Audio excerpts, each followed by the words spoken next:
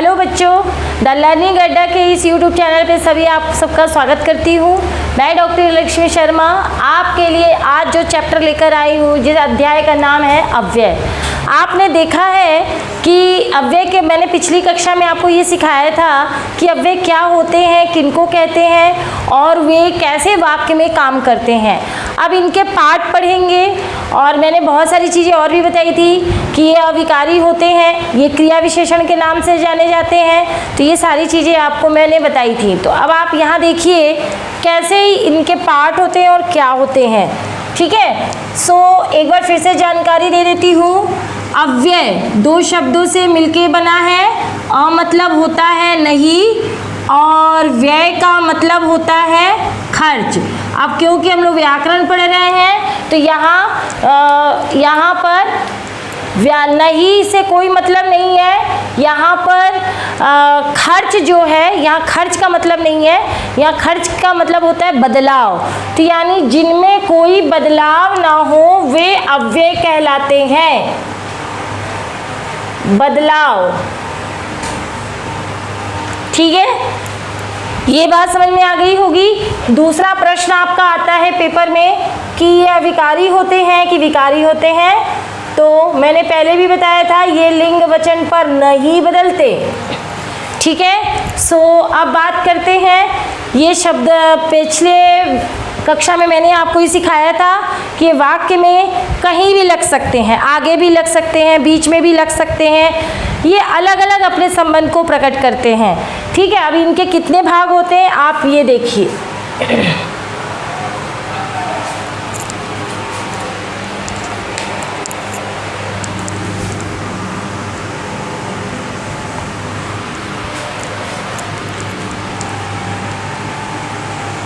पहला पार्टीशन है क्रिया विशेषण।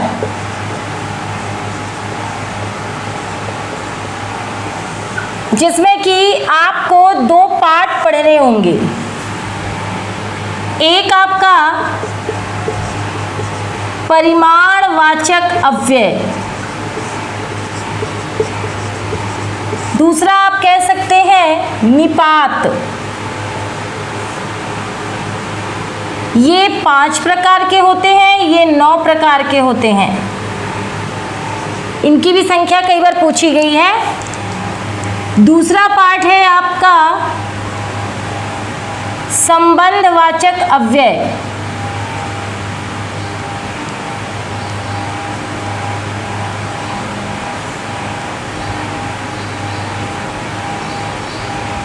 देखिए, तीसरा आपका है समुच्चयवाचक अव्यय।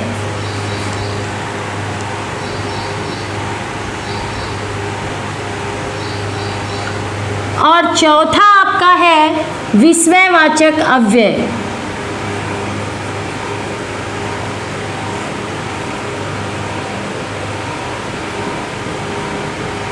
अच्छा, अब ये देखिए इसका पार्टीशन। इसके भी कई भेद होते हैं। ये मुख्यतः 7 प्रकार के होते हैं और ये मुख्यतः 2 प्रकार के होते हैं। ठीक है, ये आपको दिख रहा है, ये 14 प्रकार के होते हैं। अब आप बहुत सारी किताबों में ऐसा दिया है कि जिसके समझने में दिक्कत होती है। मैंने आपको डायग्राम पहले मैं एक स्पष्ट बनाऊंगी जिसे आपको ये क्लियर हो जाएगा कि अव्यय में कौन कौन से कैसे कैसे वर्क होता है, कौन से शब्द आते हैं और कैसे इनको प्रयोग किया जाता है। देखिए, 5 प्रकार में सबसे पहला आता है आपका अधिकता बोधक, दूसरा न्यूनता बोधक, तीसरा पर्याप्ति बोधक,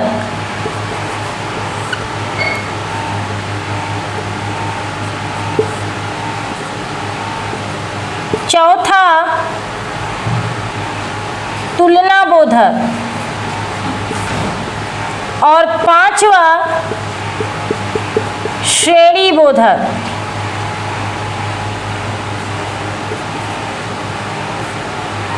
निपात 9 प्रकार के होते हैं, इसे भी देख लीजिए। स्वीकृतिवाचक,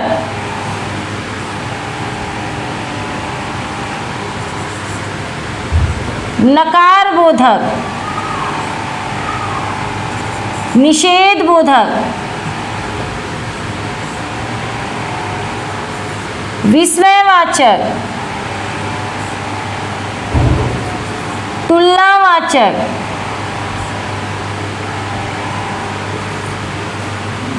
ठीक है। और आपका अवधारणा, आदर बोधक,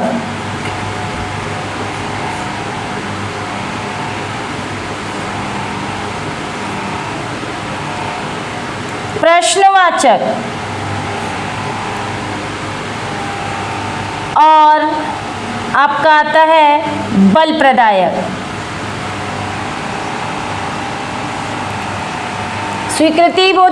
स्वीकृतिवाचक, नकारवाचक, निषेधवाचक, विस्मयवाचक, तुलनावाचक, अवधारणावाचक, आदरवाचक, प्रश्नवाचक, बल प्रदायक।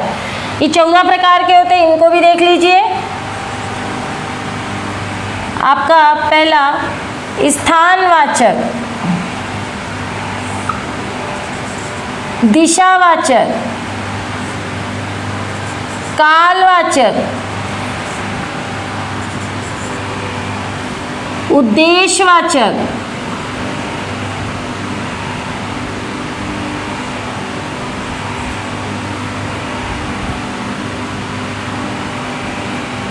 तुलनावाचक, सादृश्यवाचक,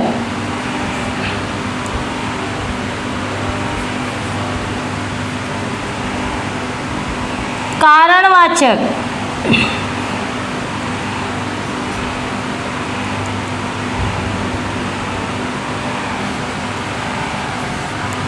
स्थानवाचक, दिशावाचक, कालवाचक, उद्देश्य साधनवाचक।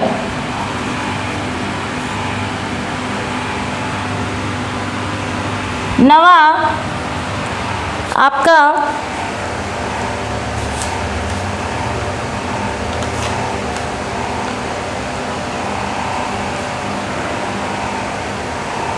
विरोधवाचक,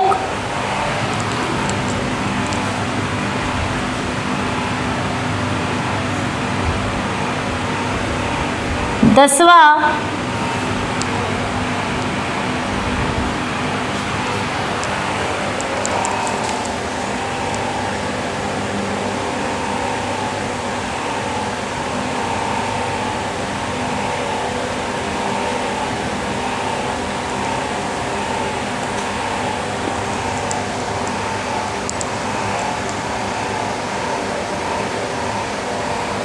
ये आपका देखिए 14 प्रकार के होते हैं, जिसमें स्थानवाचक, दिशावाचक, कालवाचक, उद्देश्यवाचक, तुलनावाचक, सादृश्यवाचक, कारणवाचक, विरोधवाचक, साधनवाचक, विनिमय, व्यतिरेक,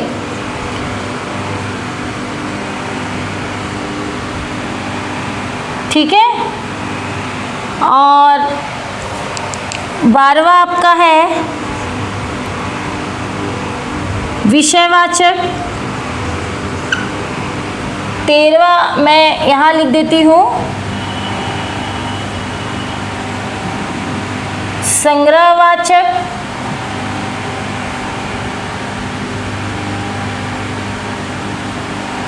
और 14 आपका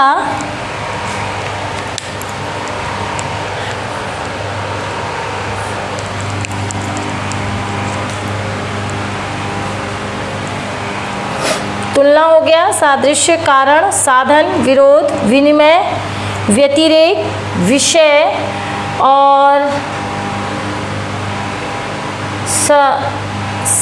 सहचर्यवाचक। ठीक है, 14 प्रकार के दिख रहे हैं। अब आपको समुच्चयवाचक बताती हूँ। समुच्चयवाचक 2 प्रकार के होते हैं, ठीक है। कौन कौन से होते हैं वो भी आप देख लीजिए। एक होता है आपका समानाधिकरण,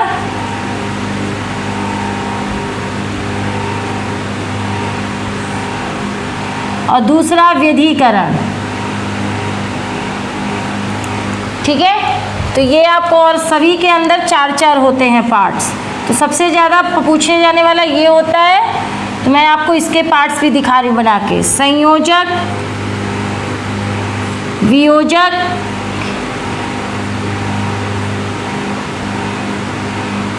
परिणाम सूचक और विकल्प सूचक। इसके 4 बहुत कम आते हैं, वो भी बता दूंगी। ये 7 प्रकार के होते हैं: हर्ष, शोक, आश्चर्य, तिरस्कार,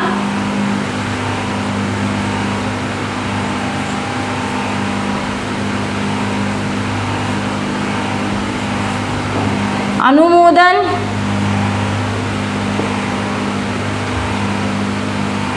और छठा है आपका संबोधन।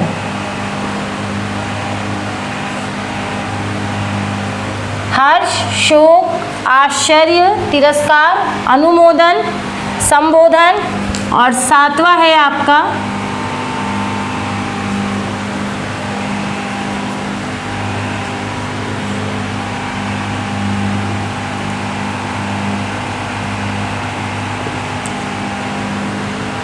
सातवां भी आपको बताते हैं।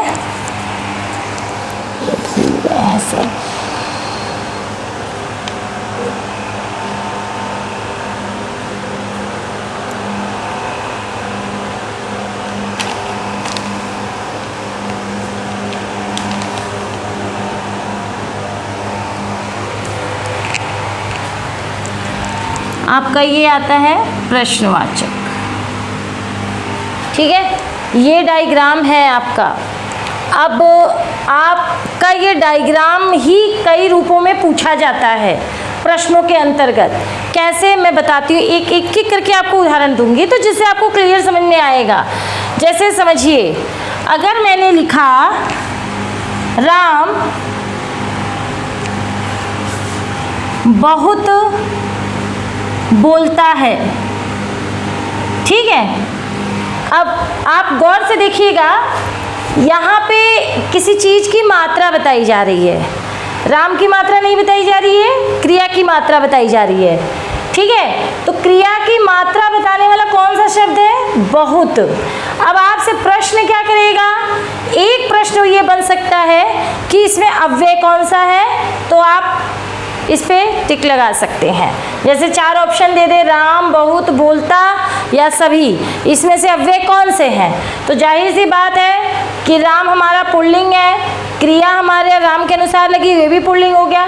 लेकिन बहुत ना कोई स्त्रीलिंग है, ना पुल्लिंग है, ना एक वचन है, ना बहुवचन है, सो हमारा ये अव्यय है। क्योंकि लिंग और वचन पे जो नहीं बदलते वो हमारा अव्यय होता है। तो ये बात समझ में आ गई। एक तो प्रश्न ये हुआ। दूसरा प्रश्न ये ही घुमा के दे सकता है जब आप क्रिया पढ़ते हैं कि क्रिया की विशेषता बहुत तरह से बताई जाती है। मात्रा के आधार पे बताई जाती है, समय के आधार पे बताई जाती है, स्थान के आधार पे बताई जाती है। तो आप ये क्या पूछ सकता है कि इसमें क्रिया की विशेषता बताने वाला कौन सा शब्द है? तो आप ये बता सकते हैं इसमें कि भाई राम, ये बहुत तो राम की विशेषता नहीं बता रहा है, सबसे पहले किसकी विशेषता बता रहा है? बोलने की। तो इसमें बहुत शब्द ही क्रिया विशेषण है। कुल मिला के अव्यय, आपने केवल अभी इसके पार्ट्स गौर से देखिए, मैं और भी चीज़ें आपको करके इसमें दिखाऊंगी तो आपको बहुत कुछ चीज़ें समझ में आएंगी। तो इसमें हमारे 2 प्रश्न बन गए। अभी मैं एक और आपको दिखाती हूँ। जैसे मोहन शेर सा है, शेर सा बलवान है, शेर सा बलवान है। अब मान लीजिए यहाँ पे पेपर में प्रश्न पूछा कि सा क्या है, तो आप कहाँ रखेंगे? तो ये निपात में आएगा, और निपात में आपके कहाँ आएगा? निपात में आपके तुलना में आएगा। ठीक है, तो ये बात आप समझ गए होंगे कि बहुत सारे प्रश्न ऐसे ही आएंगे और आपसे कोई एक शब्द लेके ही पूछता है, क्योंकि मैंने अभी प्रश्न नहीं कराए हैं। अभी मैं बहुत जल्द आपके सामने प्रश्न लेकर आऊँगी, थोड़ा सा आप सब्र रखिए। लेकिन जो प्रश्न पूछे जाते हैं पेपर में वो इसी तरह से पूछे जाते हैं। जैसे राम के घर के पास गाड़ी खड़ी है, अब वहाँ पूछेगा उस वाक्य में पास क्या है, तो आपको बताना होगा कि ये पास अव्यय है। अब उसके अंदर भी जाके पूछ सकता है कि पास कौन सा अव्यय है, तो 4 ऑप्शन दे देगा आपको, क्रिया विशेषण, संबंधवाचक, समुच्चयवाचक, विशेषण। तो एक एक पाठ हमें पढ़ना है और उस पाठ के अंतर्गत चीज़ें हमको समझनी है, ठीक है। अब अगर हम ये कह दें कि पास वहाँ क्या है, तो हम एक प्रश्न बना सकते हैं कि संबंधवाचक अव्यय पास क्या दिखा रहा है, स्थान दिखा रहा है, दिशा दिखा रहा है, काल दिखा रहा है, इन 14 में से क्या दिखा रहा है, तो स्थान बता रहा है, तो आप स्थानवाचक बता सकते हैं। तो कुल मिला के हमको इसी तरह के प्रश्नों पे काम करना है, ठीक। अब बात करते हैं इसके एक एक भाग पे, क्योंकि अभी तक मैंने आपको केवल एक डायग्राम करके दिखाया कि देखिए ये डायग्राम है और इसको इसी तरह से काम करते हैं। अब पहले आप ये जान लीजिए कि एक आपको बात बताती हूँ, आप अपने चाचा के घर जाते हैं तो वहाँ आप भतीजा कहलाते हैं या भतीजी। अगर आप अपनी माँ के घर जाते हैं, मतलब पिताजी के घर में रहते हैं, तो भतीजा या भतीजी अपने भाई और परिवारों के लिए। अगर और कहीं जाते हैं तो भांजा या भांजी। तो ठीक उसी तरह से ये अव्यय के जो शब्द हैं वो अलग अलग नामों से काम आते हैं। कैसे काम आते हैं वो आपको इस पे मैं कुछ उदाहरण करके दिखाती हूँ तो आप समझ जाएंगे, क्योंकि अभी मुझे आपको ये पार्ट्स बताने थे तो आपने ये पार्ट्स समझ लिए होंगे बहुत अच्छे से। डायग्राम मैंने आपको बहुत अच्छे से इसे पढ़ लीजिए। परिमाणवाचक 5 प्रकार का होता है, निपात 9 प्रकार का होता है, ठीक है। और संबंधवाचक 14 प्रकार का होता है, समुच्चयवाचक 2 प्रकार का होता है और विस्मयवाचक 7 प्रकार का होता है। तो ये डायग्राम याद रखिएगा। अब हम लोग एक एक, पहले मैं आपको बताती हूँ कि अव्यय अपना रूप कैसे बदलता है, सो उसको देखिए।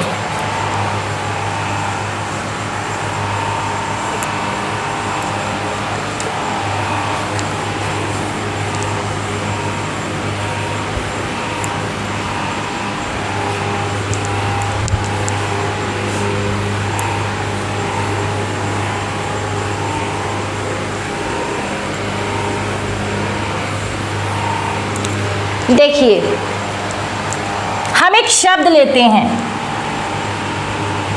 बहुत, कुछ भी ले लीजिए, जरा ले लीजिए, थोड़ा थोड़ा नहीं, थोड़ा बदल जाता है, कम ले लीजिए, तनिक ले लीजिए, कोई शब्द ले लीजिए, पास ले लीजिए इत्यादि। हम इस बहुत के आपको अनेकों नाम दिखाएंगे। ये पहली बार तो अव्यय के नाम से भी जाना जा सकता है, दूसरी बार प्रविशेषण के नाम से भी जाना जा सकता है, तीसरी बार क्रिया विशेषण के नाम से भी जाना जा सकता है, ठीक। चौथी बार आपका अनिश्चित परिमाणवाचक विशेषण इस नाम से भी जाना जा सकता है,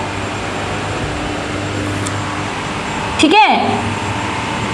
पांचवी बार अनिश्चित संख्या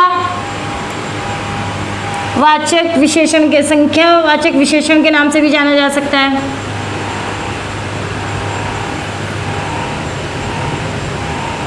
अब आप कहेंगे कि ये बहुत इतने नामों से कैसे, क्यों?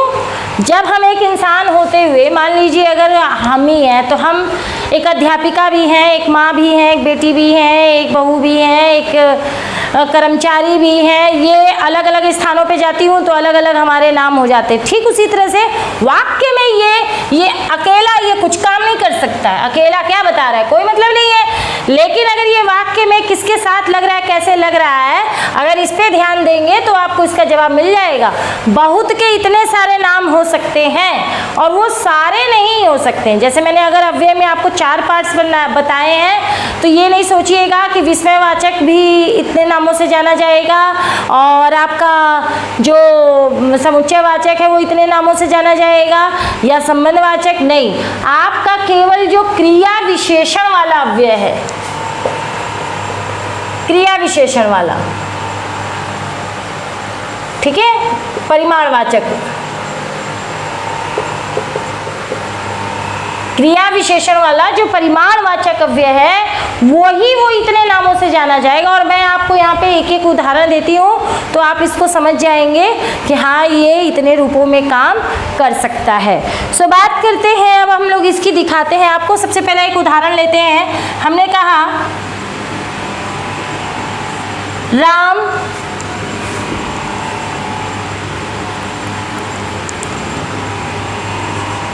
बहुत सुंदर है।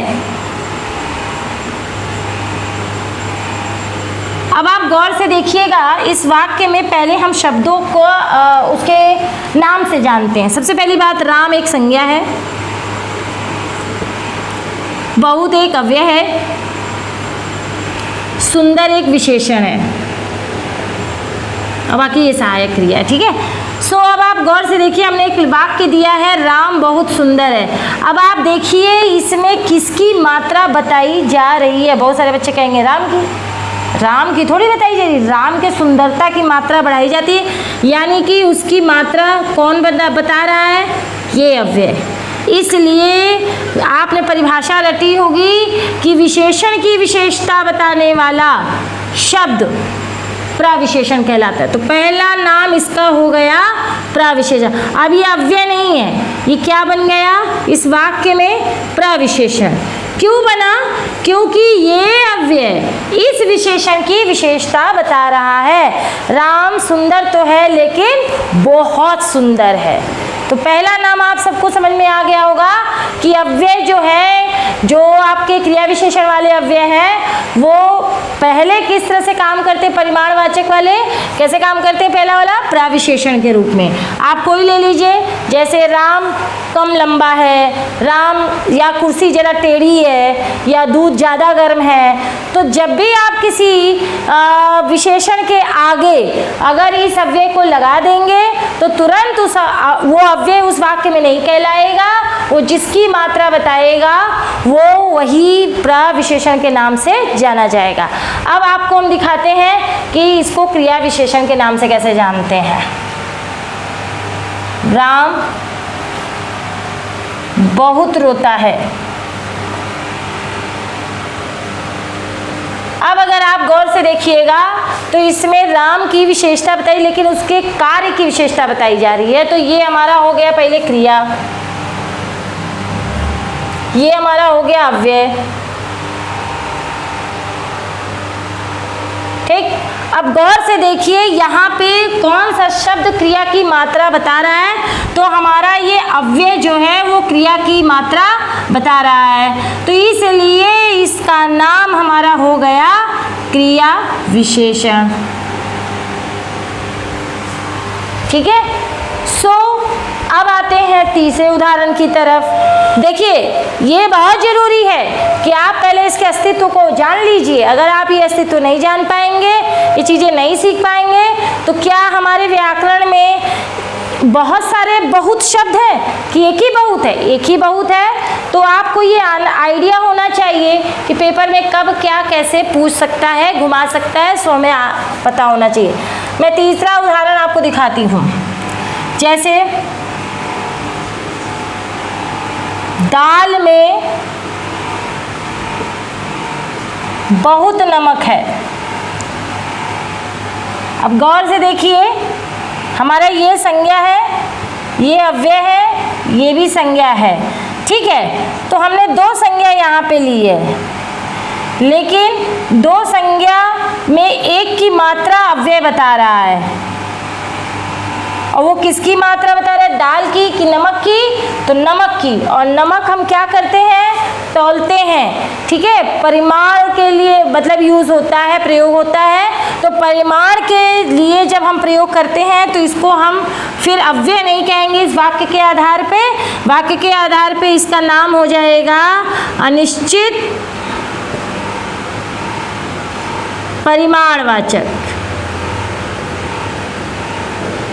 ये बात समझ में आ गई होगी कि अब यही बहुत, देखिए अभी तक आपने पढ़ा तो तीन नामों से जाना जा रहा है, आप गौर से देख सकते हैं, ठीक है। अब मैं आपको चौथा उदाहरण दिखाती हूँ।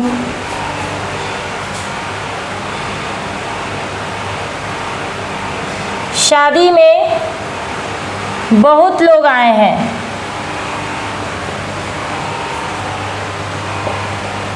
अब आप देखिए यहाँ पे हम नमक को तौलते हैं तो नाप तौल वाला ये संज्ञा है, और लोगों को हम नापते तौलते नहीं हैं, हम गिनते हैं तो ये संख्या वाला हो गया। तो ये हमारा वही एक संज्ञा है, ये भी संज्ञा है, और ये बहुत आपका अव्यय है। ठीक है, अब आप देखिए कि इसमें शादी की संख्या बताई जा रही है कि लोगों की, कि आने की। ठीक, तो अब आप इसको देख सकते हैं कि यहाँ पे लोगों की संख्या बताई जा रही है। एक ही अव्यय ने, केवल एक अव्यय ने, देखिए वाक्य में अलग अलग रूपों में काम किया, और यहाँ पे इस अव्यय का नाम हो गया अनिश्चित संख्यावाचक विशेषण। ये कोई नहीं बता सकता है बेटा, किसी भी किताब में पढ़ लीजिए आप इसको, 4 अध्याय में 4 नामों से अलग अलग पढ़ेंगे, लेकिन कभी आप समझ नहीं पाएंगे कि कहाँ पे यही अव्यय क्रिया विशेषण है, कहाँ पे ये आपका संख्यावाचक है, कहाँ पे ये आपका परिमाणवाचक है, कहाँ पे ये क्रिया विशेषण है, आप बता नहीं पाएंगे। क्यों? आपको बताने वाला टीचर केवल ये सिखा देता है कि क्रिया विशेषण के 5 भाग होते हैं, उसमें ये शब्द आते हैं। आपने बहुत कम ज़्यादा देख लिया, आपने अव्यय लगा दिया, लेकिन उसी को अगर अलग अलग नामों से पूछेगा तो वहाँ आप समझ नहीं पाएंगे। यानी हमारा जो क्रिया विशेषण का भेद है, उसके अंदर जो परिमाणवाचक 5 प्रकार का जो होता है, उसके अंदर जितने शब्द आते हैं वो इतने नामों से जाने जा सकते हैं। वो अकेला खड़ा है तो आप अव्यय टिक लगाएंगे, अगर वो विशेषण के पहले खड़ा है तो आप प्रविशेषण बताएंगे, और अगर वो क्रिया के पहले खड़ा है तो क्रिया विशेषण है, और किसी संज्ञा के आगे पीछे लगा है तो आप उसको अनिश्चित परिमाणवाचक कहेंगे, जहाँ पे वो नाप तौल बताए, और जहाँ पे संख्या बताए तो उसे आप अनिश्चित संख्यावाचक विशेषण कहेंगे। तो ये आपको समझ में आया होगा अव्यय कि कैसे काम करता है, ये मैंने आपको ये सिखाया। ठीक है, और भी बहुत सारी चीज़ें अव्यय में है जो आपको पढ़नी है, और एक एक करके, क्योंकि इसीलिए मैंने आपको उदाहरण देके चीज़ें सिखाई। अगर ये चीज़ें क्लियर नहीं होंगी तो आप कोई वाक्य आ जाए, आप ये पहचान नहीं पाएंगे कि यहाँ पे कम क्रिया विशेषण है। आपको गौर इस पे फरमाना है, इस पे देखना है कि वो क्रिया का शब्द है कि वो विशेषण का शब्द है। मैंने सबके नीचे लिख रखा है, वो संज्ञा है, गिनने वाली संज्ञा है कि नाप तौल वाली संज्ञा है। आप गौर से देखिए और आपको इसका जवाब मिलता जाएगा। तो मुझे ऐसा लगता है कि अगर ये चीज़ आपको क्लियर है तो आपको बहुत सारे चैप्टर एक साथ समझ में आएंगे। तो अब हम एक एक करके उसके पार्ट पे बात करते हैं, जो इसके डायग्राम को मैंने बनाया था। तो ये सबसे पहले चलते हैं हम लोग क्रिया विशेषण पे। ठीक है, तो ये वाला चैप्टर आपको समझ में आया होगा। अब अगली कक्षा में हम संज्ञा लेकर आएंगे जो आपको बहुत अच्छे से क्लियर। अध्याय सबको बच्चों समझ में आया होगा। बहुत जल्द सुपर टेट का बैच जो आने वाला है, आप उसमें बहुत अच्छे से बाल मनोविज्ञान, शिक्षा शास्त्र मनोविज्ञान आप कह सकते हैं। ठीक है, संस्कृत, जिन बच्चों को संस्कृत से भय लगता है उनके भय को भगाने के लिए बहुत अच्छे ट्रिक, बहुत अच्छे प्रश्न और अध्ययन की सामग्री लेकर मैं आऊँगी। इस चैनल को देखते रहिए, सब्सक्राइब करिए, लाइक करिए, शेयर करिए, और जितना आप कमेंट्स के जरिए मुझे बताएंगे मैं उतनी सारी चीज़ें आपको दूंगी। देखिए, इस लॉकडाउन में हम लोग काम तो कर ही रहे हैं, बस ये है कि पहले दायरा खुला था और अब दायरा बंद है। तो इस बंद का भी क्यों ना हम उपयोग करें, क्योंकि आज भी हमारे शिक्षक, हमारे बच्चे हमसे जुड़े हुए हैं और हम उन्हीं के लिए ये काम कर रहे हैं। बहुत दिनों 4 महीने आप लोगों से जो बातचीत नहीं हुई तो तकलीफ से हम भी गुजरे हैं। सो मैं बार बार आपसे कह रही हूँ कि इस चैनल को लाइक करिए, सब्सक्राइब करिए, ताकि आपको आने वाले सारी चीज़ें, आपको एक्स्ट्रा क्लासें पता चल सके, जो इन्फॉर्मेशन हो वो पता चल सके। सो आपको ये चैप्टर समझ में आया होगा। सो आगे हम लोग एक नया चैप्टर पढ़ेंगे और आपको चीज़ें समझ में आएंगी। ओके।